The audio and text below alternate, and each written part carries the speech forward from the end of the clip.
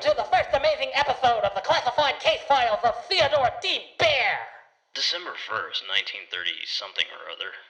I had just stepped into the office, number 129 of the D. Baer Detective Agency, from out of the cold blizzard that had just begun to blow in mid-afternoon.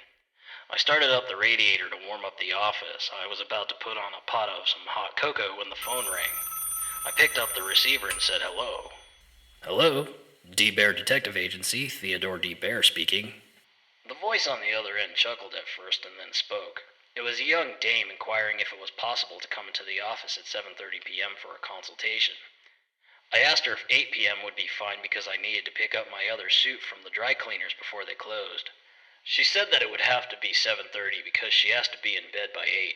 I agreed to the allotted time. I guess I could pick up my suit tomorrow morning. But I was firm to tell her that she had to be here at 7:30 on the dot, no later. I hung up the phone and resumed making my hot cocoa, foraging through the cupboards for marshmallows. But to my despair, we had no mallows. Looks like I'll be having my hot cocoa without those wondrous white puffs that get puffier in hot cocoa. At 7:30, there was a knock on the office door. I didn't see any shadow cast on the frosted glass of the door. I opened the door but didn't see anyone. I closed the door and went back to my desk. Again, there was a knock, and again, no one outside. I made it halfway to my desk when a loud banging on the door started, like someone was kicking it. I opened the door again, went to step out into the hallway when I tripped over something. Immediately, I jumped to my feet, got into my bear jutsu stance, preparing for anything. When I looked down to see what I had tripped over, I realized that I had just tripped over my 7:30. It was a good thing my bushy face hid my embarrassment as I realized that I had nearly been taken out by the 9-year-old girl sitting on the chair in front of my desk. I was hoping the flush on my face was from the heat of the hot cocoa. I asked her how the D. Baer Detective Agency could be of service. She proceeded to tell me that she was in dire need of help, that she was sick with grief, stress, and worry for the past few weeks, and that she had also been dealing with bouts of insomnia too, which was rather impressive to hear a 9-year-old articulate. I asked her if she had come to the right place and that this wasn't something a mug of hot cocoa or warm milk couldn't fix. She assured me, again with that impressive articulation, that she was in the right place.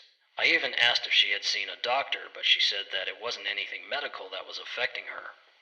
So I asked her what was the cause of her distress. She said that her best friend had gone missing.